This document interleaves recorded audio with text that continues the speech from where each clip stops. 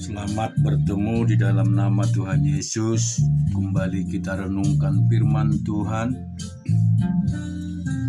Kita baca di Wahyu pasal 14.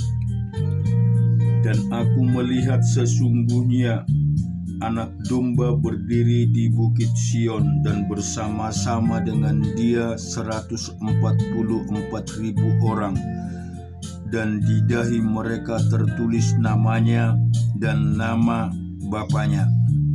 Dan aku mendengar suatu suara dari langit bagaikan deru air bah, dan bagaikan deru guruh yang dahsyat. Dan suara yang kudengar itu seperti bunyi pemain-pemain kecapi yang memetik kecapinya. Mereka menyanyikan suatu nyanyian baru di hadapan tahta dan di depan keempat makhluk dan tua-tua itu. Dan tidak seorang pun yang dapat mempelajari nyanyian itu selain daripada 144.000 orang yang telah ditebus dari bumi itu. Mereka adalah orang-orang yang tidak mencemarkan dirinya dengan perempuan-perempuan, karena mereka murni sama seperti perawan. Mereka adalah orang-orang yang mengikut anak domba itu kemana saja ia pergi. Mereka ditebus dari antara manusia sebagai korban sulung bagi Allah dan bagi anak domba itu. Dan di dalam mulut mereka tidak terdapat dusta, mereka tidak mencela. Dan aku melihat seorang malaikat lain terbang di tengah-tengah langit, dan padanya ada Injil yang kekal untuk diberitakannya kepada mereka yang diam di atas bumi, dan kepada semua bangsa dan suku dan bahasa dan kaum. Dan ia berseru dengan suara nyaring, "Takutlah akan Allah dan muliakanlah Dia, karena telah tiba saatnya penghakimannya. Dan sembahlah Dia yang telah menjadikan langit dan bumi dan laut dan semua mata air." Dan seorang malaikat lain, malaikat kedua, menyusul dia dan berkata, Sudah rubuh Babel, kota besar itu yang telah memabukkan segala bangsa dengan anggur hawa nafsu cabulnya." Dan seorang malaikat lain, malaikat ketiga, menyusul mereka dan berkata dengan suara nyaring, "Jikalau seorang menyembah binatang dan patungnya itu, dan menerima tanda pada dahinya atau pada tangannya, maka ia akan minum dari anggur murka Allah yang disediakan tanpa campuran dan cawan murni murkanya, dan ia akan disiksa dengan api dan belerang di depan mata malaikat-malaikat kudus dan di depan mata anak domba. Maka asap api yang menyiksa mereka itu naik ke atas sampai selama-lamanya, dan siang malam mereka tidak berhenti-hentinya disiksa, yaitu mereka yang menyembah binatang serta patungnya itu, dan barang siapa yang telah menerima tanda namanya. Yang penting di sini ialah ketekunan orang-orang kudus yang menuruti perintah Allah dan iman kepada Yesus. Dan aku mendengar suara dari sorga berkata, "Tuliskan, bahagialah orang-orang mati yang mati dalam Tuhan sejak sekarang ini, sungguh kata Roh, supaya mereka boleh beristirahat dari jeri lelah mereka, karena segala perbuatan mereka menyertai mereka." Dan aku melihat sesungguhnya ada suatu awan putih, dan di atas awan itu duduk seorang seperti anak manusia dengan sebuah mahkota emas di atas kepalanya. dan sebilah sabit tajam di tangannya. Maka keluarlah seorang malaikat lain dari bait suci, dan ia berseru dengan suara nyaring kepada dia yang duduk di atas awan itu, "Ayunkanlah sabitmu itu dan tuaikanlah, karena sudah tiba saatnya untuk menuai, sebab tuaian di bumi sudah masak." Dan ia yang duduk di atas awan itu mengayunkan sabitnya ke atas bumi, dan bumi pun dituainya.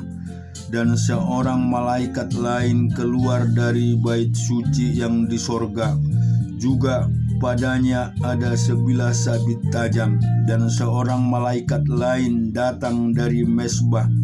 Ia berkuasa atas api, dan ia berseru dengan suara nyaring kepada malaikat yang memegang sabit tajam itu, katanya, "Ayunkanlah sabitmu yang tajam itu dan potonglah buah-buah pohon anggur di bumi, karena buahnya sudah masak." Lalu malaikat itu mengayunkan sabitnya ke atas bumi dan memotong buah pohon anggur di bumi dan melemparkannya ke dalam kilangan besar, yaitu murka Allah. Dan buah-buah anggur itu dikilang di luar kota, dan dari kilangan itu mengalir darah, tingginya sampai ke kekang kuda dan jauhnya 200 mil. Kita juga akan baca di Kejadian pasal yang kedua. "Demikianlah diselesaikan langit dan bumi dan segala isinya, ketika Allah pada hari ketujuh telah menyelesaikan pekerjaan yang dibuatnya itu. Berhentilah ia pada hari ketujuh dari segala pekerjaan yang telah dibuatnya itu. Lalu Allah memberkati hari ketujuh itu dan menguduskan, karena pada hari itulah ia berhenti dari segala pekerjaan penciptaan yang telah dibuatnya itu. Demikianlah riwayat langit dan bumi pada waktu diciptakan, ketika Tuhan Allah menjadikan bumi dan langit. Belum ada semak apapun di bumi, belum timbul tumbuh-tumbuhan apapun di padang, sebab Tuhan Allah belum menurunkan hujan ke bumi, dan belum ada orang untuk mengusahakan tanah itu. Tetapi ada kabut naik ke atas dari bumi dan membasahi seluruh permukaan bumi itu. Ketika itulah Tuhan Allah membentuk manusia itu dari debu tanah dan menghembuskan napas kehidupan ke dalam hidungnya. Demikianlah manusia itu menjadi makhluk yang hidup. Selanjutnya Tuhan Allah membuat taman di Eden di sebelah timur. Disitulah ditempatkannya manusia yang dibentuknya itu. Lalu Tuhan Allah menumbuhkan berbagai-bagai pohon dari bumi yang menarik dan yang baik untuk dimakan buahnya, dan pohon kehidupan di tengah-tengah taman itu, serta pohon pengetahuan tentang yang baik dan yang jahat. Adapun suatu sungai mengalir dari Eden untuk membasahi taman itu, dan dari situ sungai itu berbagi menjadi 4 cabang. Yang pertama namanya Pison, yakni yang mengalir mengelilingi seluruh tanah Hawila.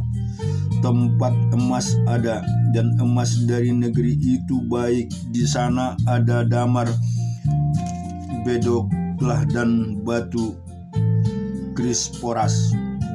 Nama sungai yang kedua ialah Gihon, yakni yang mengalir mengelilingi seluruh taman Kus. Nama sungai yang ketiga ialah Tigris, yakni yang mengalir di sebelah timur Asyur. Dan sungai yang keempat ialah Efrat. Tuhan Allah mengambil manusia itu dan menempatkan dalam Taman Eden untuk mengusahakan dan memelihara taman itu.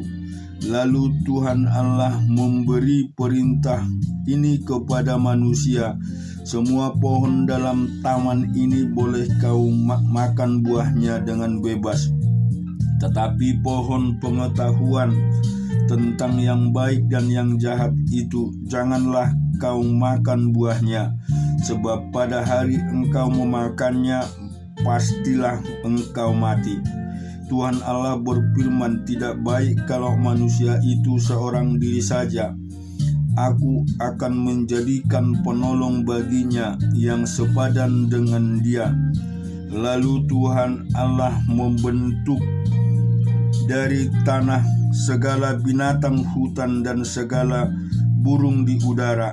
Di bawahnya lah semuanya kepada manusia itu untuk melihat bagaimana ia menamainya, dan seperti nama yang diberikan manusia itu kepada tiap-tiap makhluk yang hidup, demikianlah nanti nama makhluk itu. Manusia itu memberi nama kepada segala ternak, kepada burung-burung di udara, dan kepada segala binatang hutan. Tetapi baginya sendiri ia tidak menjumpai penolong yang sepadan dengan dia. Lalu Tuhan Allah membuat manusia itu tidur nyenyak. Ketika ia tidur, Tuhan Allah mengambil salah satu rusuk daripadanya, lalu menutup tempat itu dengan dagingnya. Dan dari rusuk yang diambil Tuhan Allah dari manusia itu, dibangunnyalah seorang perempuan, lalu dibawanya ke tempat kepada manusia itu. Lalu berkatalah manusia itu, inilah dia, tulang dari tulangku dan daging dari dagingku. Ia akan dinamai perempuan, sebab ia diambil dari laki-laki. Sebab itu seorang laki-laki akan meninggalkan ayahnya dan ibunya dan bersatu dengan istrinya, sehingga keduanya menjadi satu daging.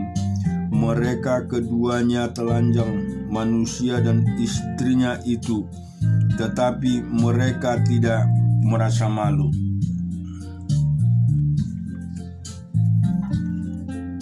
Kita juga akan membaca di Tawarik pasal yang ke-13. Daud berunding dengan pemimpin-pemimpin pasukan 1000 dan pasukan 100 dan dengan semua pemuka.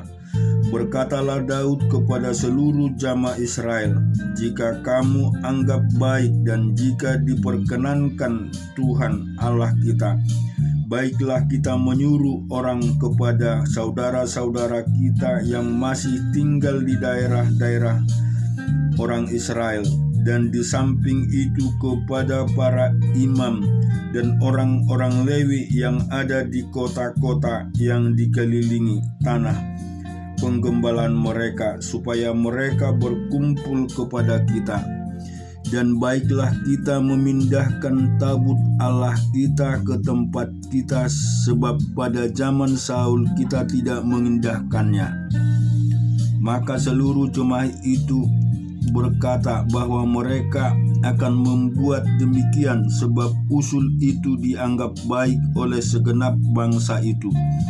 Lalu Daud mengumpulkan semua orang Israel dari sungai Sikor di Mesir sampai ke jalan yang menuju Hamat untuk menjemput tabut Allah dari Kiryat.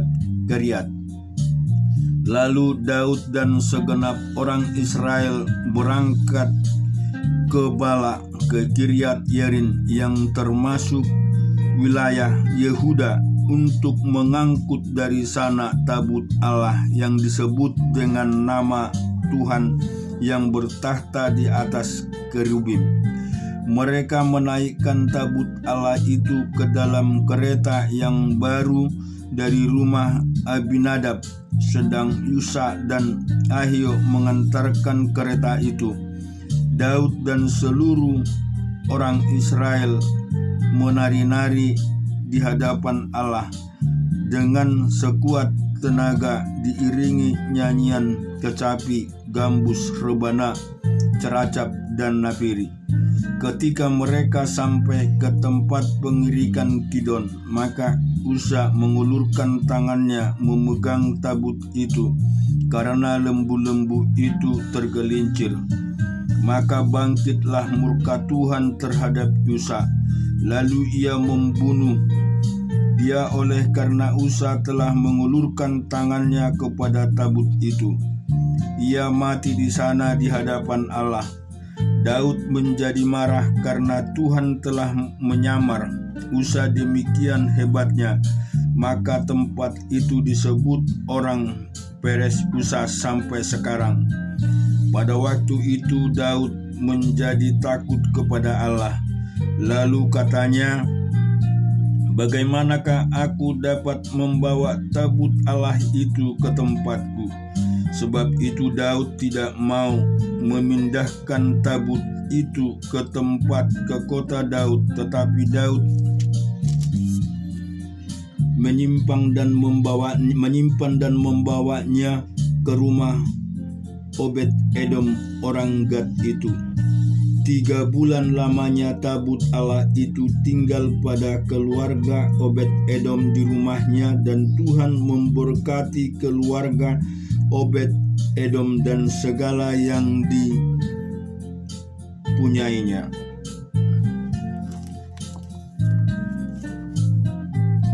Kita juga akan membaca dan merenungkan firman Tuhan di Bilangan pasal yang pertama.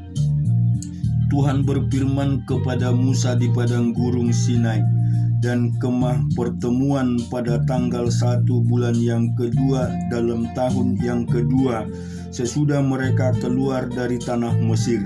Hitunglah jumlah segenap umat Israel menurut kaum-kaum yang ada dalam setiap suku mereka, dan catatlah nama semua laki-laki di Israel yang berumur 20 tahun ke atas dan yang sanggup berperang, orang demi orang. Engkau ini beserta Harun harus mencatat mereka menurut pasukannya masing-masing.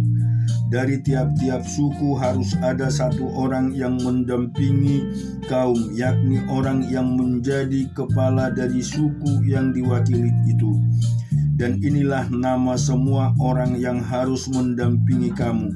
Dari suku Ruben, Elisur bin Yedur. Dari suku Simeon, Silemiel bin Juriadai. Dari suku Yehuda, Nabason bin Aminadab. Dan suku Isakar, Natanael bin. Dari suku Zebulon, Elihab bin Helon. Dari keturunan Yusuf, Elisama bin Amihud. Dari suku Efraim dan Gamaliat bin Penadur. Dari suku Manase, dari suku Benyamin, Abidan bin Gideon. Dari suku Dan, Abiezer bin Amiyadai. Dari suku Aser, Pagiel bin Ohar. Dari suku Gad, Eliasat bin Rehuel. Dari suku Naftali, Ahira bin Enan. Itulah orang-orang yang dipilih dari umat itu, masing-masing sebagai pemimpin dari suku bapa leluhurnya. Mereka inilah kepala-kepala pasukan Israel. Lalu Musa dan Harun memanggil orang-orang yang tertunjuk namanya itu, dan pada tanggal 1 bulan yang kedua mereka menyuruh segenap umat berkumpul. Kemudian silsilah orang-orang Israel disusun menurut kaum-kaum yang ada dalam setiap suku mereka. Sedang nama-nama mereka yang berumur 20 tahun ke atas dicatat oleh orang demi orang, seperti yang diperintahkan Tuhan kepada Musa. Demikianlah Musa mencatat mereka di padang gurun Sinai. Ketika silsilah Bani Ruben, yaitu keturunan anak sulung Israel, disusun menurut kaum-kaum yang ada dalam suku mereka, maka dicatatlah nama semua laki-laki yang berumur 20 tahun ke atas, semua orang yang sanggup berperang, orang demi orang. Jumlah yang dicatat dari suku Ruben ada 46.500 orang. Ketika silsilah Bani Simeon disusun menurut kaum-kaum yang ada dalam suku mereka, maka dicatatlah nama semua laki-laki yang berumur 20 tahun ke atas, semua orang yang sanggup berperang, orang demi orang. Jumlah yang dicatat dari suku Simeon ada 59.300 orang. Ketika silsilah Bani Gad disusun menurut kaum-kaum yang ada dalam suku mereka, maka dicatatlah nama orang-orang yang berumur 20 tahun ke atas, jumlah orang yang sanggup berperang. Jumlah yang dicatat dari suku Gad ada 45.650 orang. Amin. Tuhan memberkati kita semua.